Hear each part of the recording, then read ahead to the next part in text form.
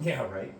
So, we're going now. So I wanted to, why? I think the biggest question I think I have is why run for mayor? Right. Why run for office at all? Why run for it all, right? Yeah. Why You give just yourself get that headache? demolished anytime you put yourself out there. So, It is. It is. It is. It can be disheartening, but if somebody comes and talks to me, they're always going to see this same energy that I have. Friends that know me from college, people that have seen me grow up. I mean, I'm in the public eye. I've played competitive sports. I mean, I've walked to the free throw line. I don't know how many times, and people have said things that aren't too nice. aren't too nice. Yeah. Aren't too nice. But I mean, I care about our town. I mean, my family was raised in this town. Right. My mother's side of the family, the Grishots, they had a lot in this town, a lot of involvement.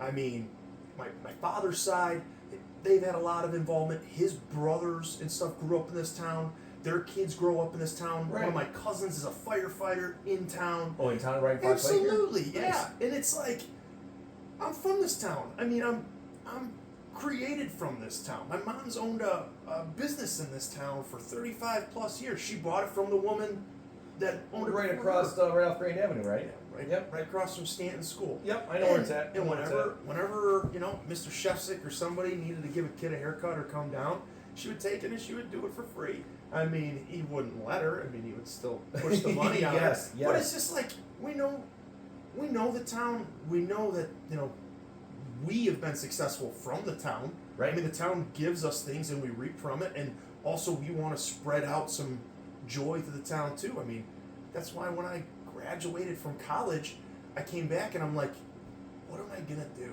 I mean, I'm gonna teach. That's what I got my Right. degree Yeah, you in. still teach, correct? Yeah, I still teach at Judson University. I bounced around the community college system, teaching in different. And you own quite a few properties, and I didn't know that. I mean, Right. Well, I don't live within the village of Fox Lake, so No, and one of the toughest things was when I graduated college, you get this bucket when you graduate college. This is what you're supposed to do. right. You go to school, and then when you're done with school, you do your job, and then you work this and you do that. And you know what? Everybody complained about how much money they made, or they didn't get enough, or they're not doing what they want. And I'm like, well, what do? Well, as a younger individual, I'm like, try to find something that you can create as an asset, something you can use your hands on, put in sweat equity. I bought the old Goodman Electric building. Okay. Bought it on a foreclosure, turned it into the driving school, put in every nail, every screw, put in everything, and that was a blessing. It was me and Was my that the first one you and your dad that was bought the that first one me and my Okay. dad bought, and it was our venture. And my mom was against it. My mom's like, "Don't strap yourself down. You're young. You want to Yeah. Yes. find somebody, get married, have kids." And I'm like, I want to work. Right, I want right. to make some money. I want to do some stuff. So it was fun. I mean, and again, you just by being invested in the town so young. Like, I was umpiring baseball games at 12 years old. Okay. I was umpiring baseball games, 12 years old, doing doubleheaders, did it forever. I was a seasonal worker at the Northwest Water Treatment Facility. Okay. I got to meet different supervisors, Stephen and Ryan, and all these different things. So I really started to know. Ron Haney was one of the first people that got me a job because he couldn't get me on the streets department, so he put me over there in the fenced-in area. Okay. But I understood, like, you pay your dues. So I got to know a lot of people really, really young. And then when you own a business in town really, really young, people naturally attract you because they're like, what is this younger individual doing? And he's fixing up his building. Right. He's bringing in new tenants. I mean, he's working it. And then plus, every 30 days, I'm getting a new allotment of students, like 15 to 20, that are 15 years old. Yeah. And they have parents because they're going through driver's ed. So they're like, wait a second. You own it, and you drive, and you do this. What do you do during the day? Yeah, we Like, thought about having our daughter go to the driving school, but Right. we didn't. But if you could get into the school, get into the school. Right. We're a service, and I laughed because I know a lot of people online, and I think as we talk through this, we'll bounce back and forth with some things being said online. They're like, "Man, he's a real slimy person." I'm like, I'd like to think I'm not. I mean, I could raise my rates at the driving school to $695 because Top Driver charges $700. I still charge $425 because it's competitive with the high school.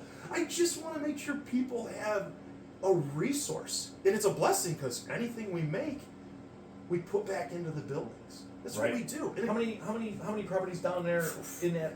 I mean, I don't know how. See, I don't know how many you own, and but see, I know that's that what's- there's a few. That's what's tough. I Because you're investing in the town, so you're investing in the town. That says a lot to me. Because you're putting your money where your mouth is in a sense. You want the town to succeed, I would assume, because if it doesn't, you lose. No investor wants vacant buildings. No, That's no. not what an investor wants. But sometimes there's constraints. There's permitting issues. There's trying to attract new businesses. All of that different types of stuff. And like I said, I started when I graduated college. Right. It was about 15 years ago, and that was my first commercial business that I bought. What did I do after that? I said I don't want to do commercial businesses because I figured at the time what was best was to get into single family rentals. Yeah. So I got into single family rentals. I bought one up the street from my house, and then I bought one that was a couple years later, 5 years later after I graduated college, next to my house. And then I fixed up my house, moved into a new home, and I kind of just started to create this little single family home thing around me. Okay. And a lot of people will knock me because they'll say, well, you turned all your properties into short-term rentals. And I go, I did. I turned them into Airbnbs, Verbos, STRs. I go, no one that comes and talks to me wants to know why I did it. I had 2 tenants not pay me through COVID because the governor, they told them, my tenants, don't pay your landlords. Yeah. And I'm like, where's the money? Yeah, that was happening a lot during COVID. It was. So I was like, I don't ever want to go through this again. I'm like, I like that someone comes, they have an online profile. I could see if I like them or how they leave the place. They could see if they like me. They use the property and they go. You ever had any problems with any of the people that have come in? I mean, I've had problems with people like overusing or abusing the fixtures and stuff like that. Yeah, but that's every once, gonna happen. Every once in a while, we'll have a handful of problems with maybe some parking. And we're not talking about excessive parking into where there's 20 people that show up. Right. We're talking about somebody parks in the wrong driveway. Yeah, and that happens. And I'm like, I can't help it. I try to do my best. Sometimes there's a language barrier because even when they see the pictures or they do something, it's later at night and they're like, where do we go? And when they send it to me, it translates and it didn't translate right. And by the time I get to it, you can't answer everybody within seconds. So with all that, what made you decide here to run for mayor now? Well, that was, and You were leading into that? yeah, and I kind of dove back with those properties because we were talking about the properties downtown. How many did I buy? Yeah. And like I'm saying, I had about 5 around my house. Okay. And when I graduated college, my mom and my dad, they had 3 total. They had their hair salon, they had the hair salon which had apartments, they had a house across the street, and then they had a house in Spring Grove. Okay. So my parents had 3. I really got a taste for when COVID was happening and I was looking with the short-term rentals. I said, on that home, what do I do during COVID? I'm teaching. You were teaching. I'm teaching. And I'm like, this is really odd that commercial properties are dropping from like $90 a square foot to 70 to 45 to 35. A lot of older individuals said, I don't have tenants that are paying. These properties I've ran the depreciation through. I don't want to invest more money into them because I'll never get the money back out. Okay. And I can't reinvest it. I mean, I'm going to hit capital gains, all this other stuff. So I had individuals come up to me, like a Dr. Bill Dam. Yeah. He said, I have some properties. I'd like to sell them to you. And I'm like, okay, this will work. And this started on the Nippersink and Grand Avenue corner. And I'm like, well, Bill, how many properties you got? He goes, how many do you want?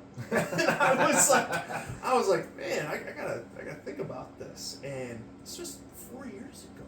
It wasn't very long ago. That's not that long ago. No, and it just kind of snowballed. And we did some things. I got some investors. And then we started, as the investors, I started working on the properties, trying to do new storefronts.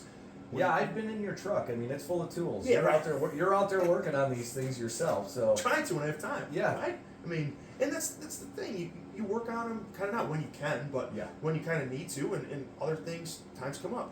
I don't like it when it snows because if it snows, you gotta go out and gotta do the snow. I'd much rather be trying to work on that apartment, that property, that commercial storefront, but you just go with the punches. Yeah. And buying a good handful of properties from Dr. Dam, I specifically knew I needed to go buy a certain person's property before he realized I was going to buy these properties. So I got investors on, people that wanted to do it. And then again, this is the Nippersink Grand Avenue corner. The individual, Tim Bigelow, seeks me out, says, hey, I'm going to retire in about 5 years. You want to buy my property now? And I'm like, okay. So buy his property. So we're looking at that 4-year mark. Yeah. And ended up picking up, in a recent, I just bought Lynn Catherine's, 32 East Grand Avenue. And this was my big plan. I'm trying to get Marty Cerise to sell me 32 East Grand Avenue, 30 East Grand Avenue, which is the old bar and the old barber shop. It was Yep. completely gutted because it's condemned by the village.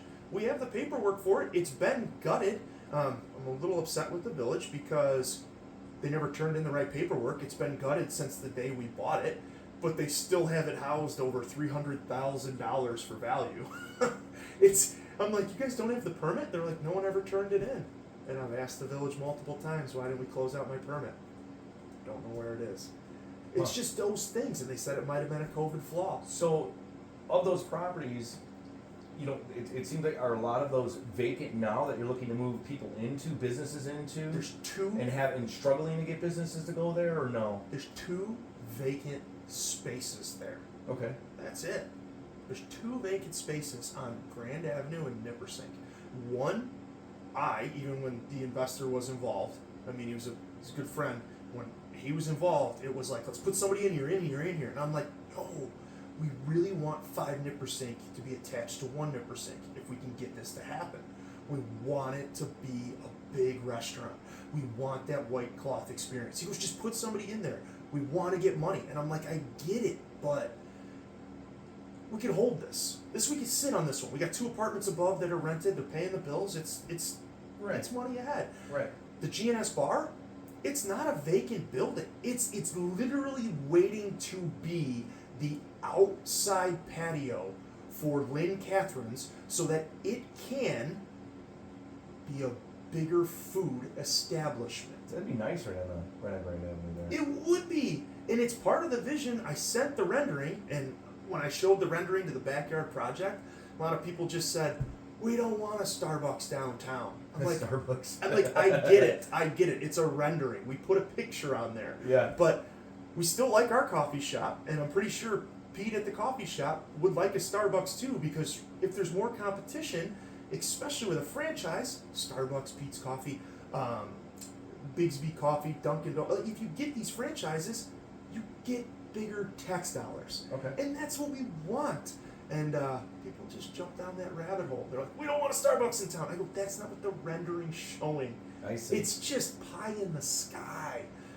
So honestly, up and down Grand Avenue, right there, Grand Avenue and Nippersink, 2 vacant spaces. Okay. 2. We're talking Grand Avenue and Route 12. Yeah. I'm younger. Yeah. The owner of Burrito Express is younger. Yeah. Okay. The guy's amazing. The guy's great. He works hard. His family helps him work. He's got cousins. He's got everybody. They work hard. They're kind of in a pickle because he ran the business so well, and because of how he signed his lease and how he did things, taxes go up, insurance goes up, all this stuff goes up. He's trying to run a facility and trying to build in where the old Papa John's and liquor store are, because he would love a drive-through. We have no food going north. That's a drive-through. So me and Lolo, for about 1.5 years, have been trying to get his property going.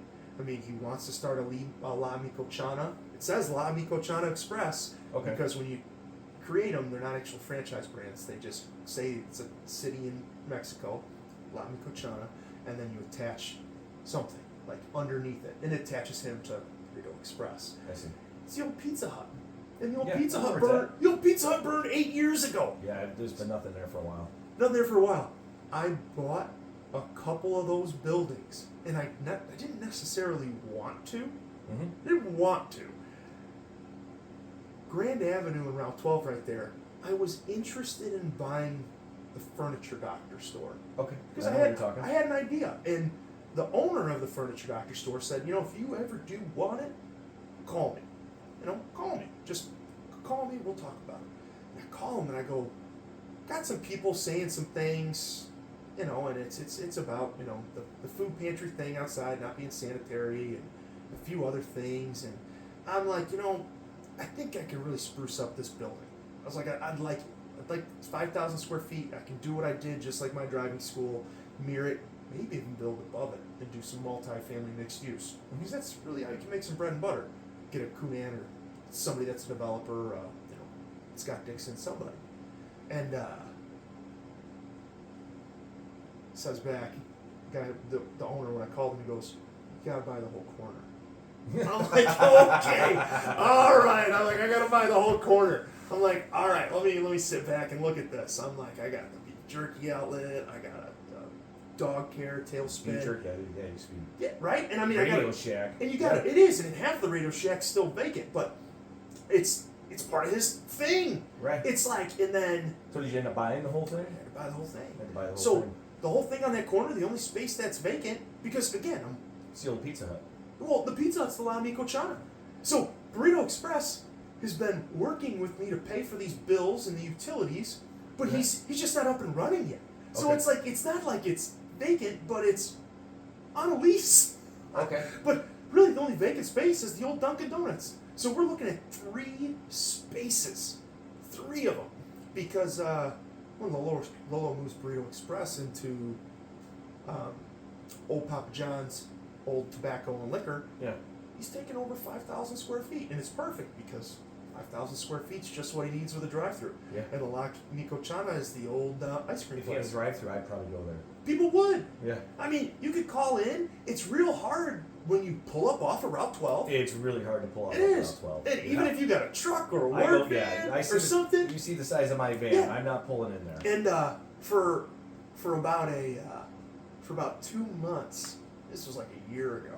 For about 2 months, the building inspector kept calling me. He goes, I know that you got people working in that one building. I go, the little house building is my office.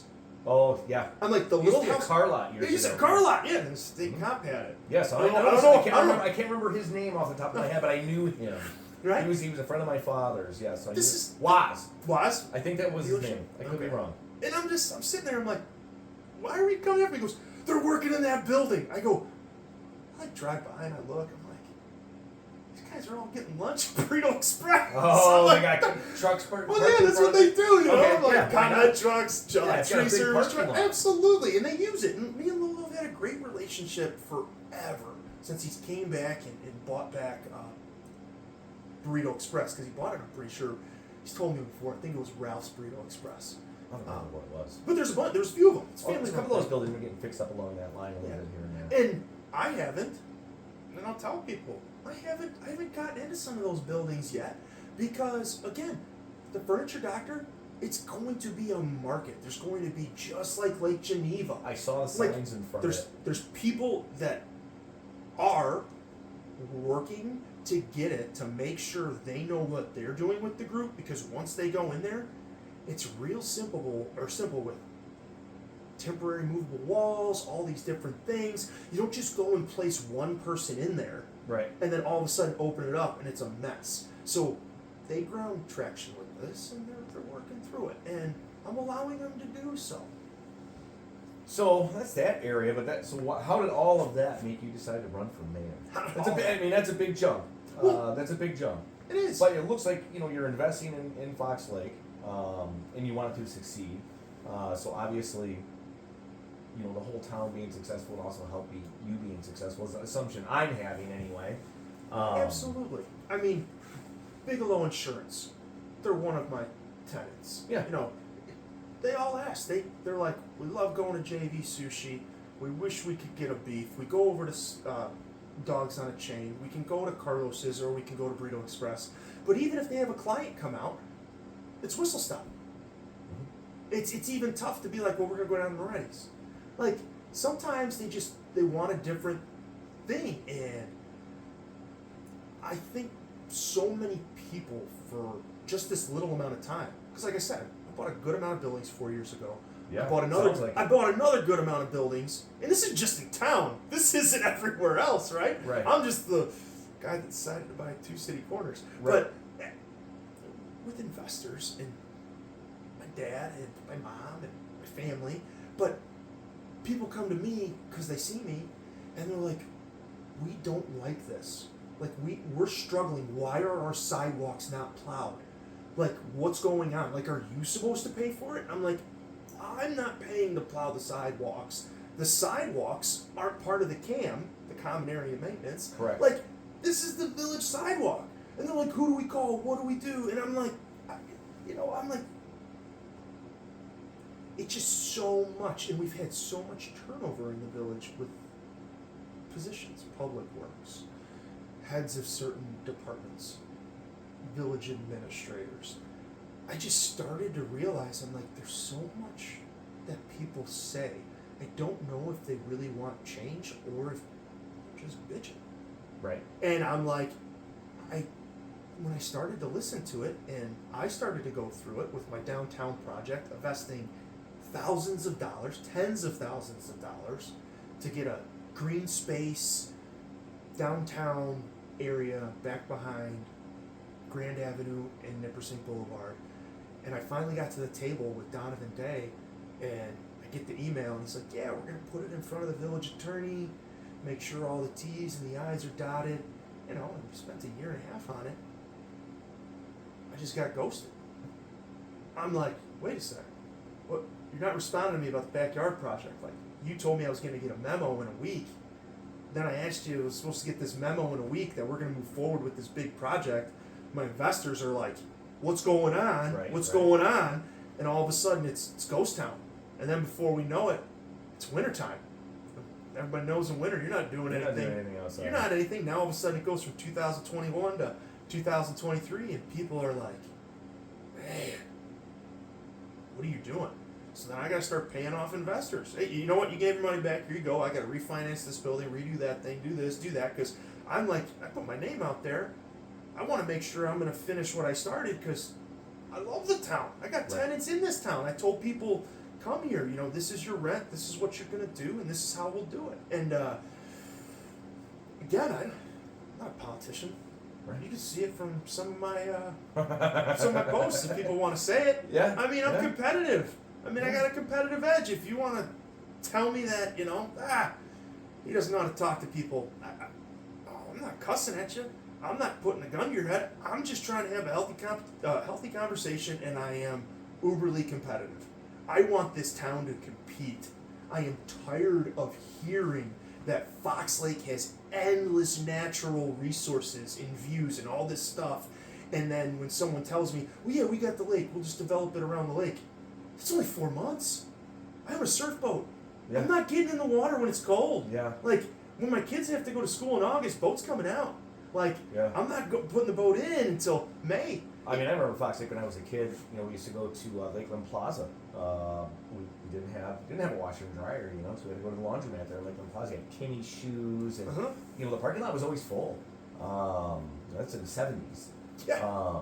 You know, that was one of the bigger things around. Of course, then you know, Round Lake started to grow, where you had the old Zare, which you probably don't even remember, the Zare building, but Fox Lake used to have, 4 car dealerships, and we're at, 2? We're gonna have a 3rd. Well, yeah, the Honda dealership, I heard about that one. Yeah, and it's fine. And it's fine, and I've addressed that in a Shaw Local paper statement. I said it, and I'm like, I can go to Algonquin with one of my friends and his wife, and we can go to a pickleball indoor area, and the pickleball indoor area is in an old car dealership because it has the big glass doors and all of this stuff and concrete floors, and I'm like, why did we not move the Toyota and the Honda dealership down to 12 and 134? We have BDD funds.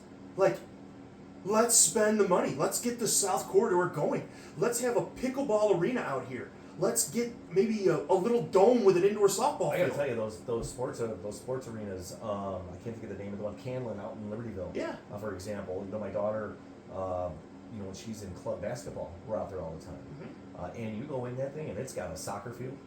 I'm like, there's a soccer field inside this. The one in Barrington, you're practicing football in when it's cold. Yeah, if you're going to make it to a state game. These places are enormous, Yes. and that's something that we have to drive to Libertyville for. Yeah. That's the closest place for something like that. So I like that idea, and that would be great. It would be great downtown, but it would also work down in the old Big Hollow area there. It would, and I just think that if we've told Zach at Culver's, the owner, thank you for putting Culver's here. We're going to make sure we develop this property, this 18 acres, to be this establishment, Margaritaville establishment, to be, an indoor convention center or a glass atrium with a bunch of stores and a hotel and a water park. If we've said that, let's make it happen. Let's make it happen.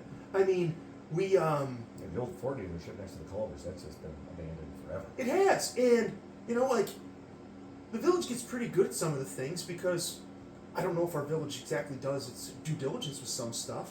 We put in an interconnect pipe. We forgot as the village when we were going down the south side of Route 12 West that there was an old gas station there. Like, we couldn't ask Jack Kishkin. We couldn't ask my dad. We couldn't ask Gary Rabine Sr. We couldn't ask these people. Where was the old gas There was station? a gas station right by the, there was tanks right by the West Marine Grill. We hit them. They were contaminated. We had to pay for them. We had to clean it up because we wanted to run this pipe. Huh. It just, I'm trying to remember an old gas station. Oh, wait a minute. Is it down by Moretti's over that way? No. On 12 by the Marine Grill, by Bowski's. Oh. There's a gas station There was a gas station there. Like, we do things, and projects are supposed to cost $16 million with contingencies, and then all of a sudden you look at the change orders, and we have phase 1, 2, and 3, and it ends up being $32 million. Okay, yeah. I mean, I get that I'm the one stepping forward with the information, so if somebody wants to kiss the cheek, I'm going to be the one that gets shot or stabbed, that's fine, but the information needs to get out there. Yeah, Route 12 would be nice to see some development on. It would be dire need. Right now, it's just a drive-through. You're driving through the town to get to where you're going. It is, and it's not. Put it on me too. People are like, "Oh, well, the businesses. There's a few empty buildings." I'm like, I get it, but there's brand new strip malls being built in Lakemore. That's what Yes, people there want to is. see. I can tear stuff down, but if I tear it down, You won't be able to rebuild it. I could be able to rebuild it. Not in the same location. It is- The it's- setbacks will change. It's so I don't- tough. I don't think I'm not a big fan of strip malls. And I'm not meaning strip malls, I but know, I mean, I like our downtown area, and Antioch's in the downtown Main Street area. They have utilized that downtown Main Street area so nicely. they have. Every store is full, and people are walking that thing all the time. Then you go down our area is smaller, granted, but it's looked the same my entire life. And it's tough because the high density area that we had for living has all changed. The Lilac Apartments changed, like the housing changed. Like, we have people that have to, like, it's not a 55 and older community that are in some of these apartments or these complexes or mixed use. There are people that are living there and they are working themselves because they need to pay their rents, they need to pay their water bills, they gotta pay for their car to get to work, and they're like, I can't walk around town anyway. Like, I don't have disposable income.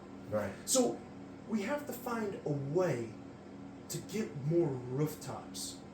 That's what it really is. And if new businesses want to come and build, people will drive from other areas, and now we will get some leakage from other places because we're serving the community now. But we don't have those developments. No, we we just don't. And I've been kind of telling people, I've been saying it. I think you even posted on it. The Lakefront Park project, the master plan for Parks and Recreation in 2019 is on the village website. It was supposed to do Millennium Park, Veterans Park, Lakefront Park, it was supposed to do a whole bunch of parks, even parks back in Eagle Point. We took the $12.5 million that was a bond, and Right.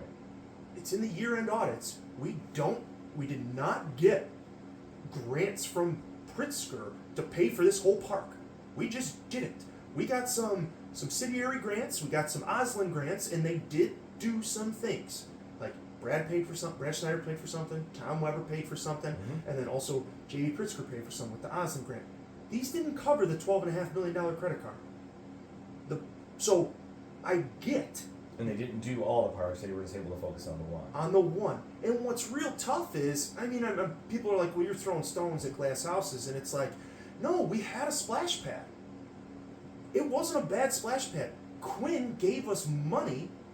Governor Quinn gave us money in 2013-14 to build the splash pad and to renovate Lakefront Park, the building. So we tore it all up to move it. If you go back and look at the master plan of Lakefront Park, it shows that we're supposed to have a walkable road all the way over to what was Blueberry Hill, now Black Lung Brewery, and Jet Fund could have left or could have not. And if we would have had good, clear transparency with Kevin from Jet Fund, he might be interested in moving over to the Fox Waterway building. He could. Because if you That'd be know, a great spot. because you know what, it's inland and it's by a McDonald's. Yeah. And there's also, we could have had a restaurant there, but we decided, well, Harry's Studio Hot Rods is leaving. We just want to make sure something goes there, and we're going to put a pot plant there. There's our dispensary. We just did it to do it. We didn't actually wait and see. And if the Fox Waterway does move, because the Fox Waterway does have the ability to buy Bowski's, Yes. if they do move to protect their easement to get in and dredge water, or dredge out soil from the water, they might have a building that needs to be used. And there's a nice lot over there for pontoons. Yep. There's people not driving out into kamikaze areas because every 30 seconds on the weekends, people are shooting off of both Route 12 bridges. Yeah. And that's where we built a swimming pool. My big thing is, if we would have... You're feeling like they first they didn't follow the initial plan, but they could have thought a little more into it. It would have. And made it a plan that could have expanded over a period of time. And we talk about expanding. You can go to Pete Jaxis today, and Pete Jaxis had earnest money on the table, good amounts of it. Nobody will talk about who it is. The only people that know is JLL Investment and Sam. Oh, I can't. The name's falling from me. LLC. It's their subsidiary. Yeah, that right? leads into Mineola, because But- Mineola. So when that fell through, if we would have had some funds left from that $12.5 million credit card, we could have bought the Mineola. And you know what we could have did? We could have did exactly what Three Oaks Development's doing right now in the old rock quarry off of Randall Road. They're gonna take as Crystal Lake, they're gonna take the front, they're gonna own the water rights, it's gonna help with the restaurants and the developments, they're gonna have paddle boards, kayaks, usability to the water for residents and non-residents, all of this stuff. Wood Hills Bay could come down, people from Forest, people that are over on the other side of Lakefront Park could have Yeah. walked over and biked, and we could also have mixed use. But we didn't. We got so excited to chase shiny little things that we forgot. And we forgot it's the people's money. Yeah. It's the taxpayers' money. Yeah, Mineola, I think it's just it's a missed opportunity for many years, not just recently, but for just many years. And I'd love to see something happen in Mineola. The historic building, I know it's going to come down, and it's going to break people's heart when it does. It is. It has sentimental value. Yeah. And the thing is if the village who hurt Pete, Yeah, the village, and it's not the village it always administration goes right back now. and forth on. You're right. It always goes back and forth. Is it Pete's fault? Is it the village's fault? I remember this from years and years and ago. I get it. And I'm not gonna say it's Pete Jackson's fault. That man I and remember his son and his daughter, like, there was people that they made it through winter because of what happened on 4th of July weekend. There was so many people in our town using our services for entertainment. People had extra funds through the winter because they came and people spent their money and Mhm. people stayed and if it was on a Wednesday, they found a way to make it all the way through till next Monday. Yeah, because I don't know what happened with everything between Pete and the Village back then, and I don't think anyone will ever know exactly what transpired back then. Honestly, they won't. But I think it would be a sweet synergy if someone today from the Village was like, Pete, we want to help you retire. We want your son to be okay. We want you to go on. We want to take this thing forward. I mean, the property's probably beyond repair. well, that's what they said a couple, was it 2-3 years ago, 21, 22 when they. So it's gonna, if somebody can restore it, God bless them. I don't know how much money it's gonna cost, but if the Village, like I'm saying, and you can go down this rabbit hole for forever, Yeah. but if the Village somehow, Pete had a contract that he wanted, he had a price, they were willing to pay it, there was some other outlying things that the Village didn't want to agree to with access roads or this, that, the other. That's what really hurt the development, and I think Pete would have finally gotten paid. And yeah. Something would have finally gotten done with Mineola. Something to me, that would be the more. I don't care if Pete gets paid. I care more about whether Mineola gets turned into something that's useful for people. It does, and I think you can just. I'm a college educator, and when you follow people that are teachers, you're doing lesson plans. You're taking stuff from other people. Mm-hmm. You're taking other research and you're doing it. If Three Oaks knows what it's doing for the Three Oaks development off of Randall, cut, copy, and paste. Yeah, exactly. No, And that's if, easy. And if there's a developer that wants to come and do that, that's what we need to do. But we don't have those conversations. And people don't come here to have those conversations with us. I mean, it's tough. Yeah. It's tough. And that's why I've said this whole time, we need a fresh new look, a fresh new face. And it's not me. We need fresh new people inside of Village Hall. I mean, it's the things need to change. I mean, we need a village administrator with a proven track record that can get things done. I mean, it needs to get done. I mean, Fair enough. Where did I stop? That was long. was it? I don't think I'll be able to break that up. I'm curious how long it was. Oh, my leg fell asleep. Did it? It's not a bad thing. No, it's not.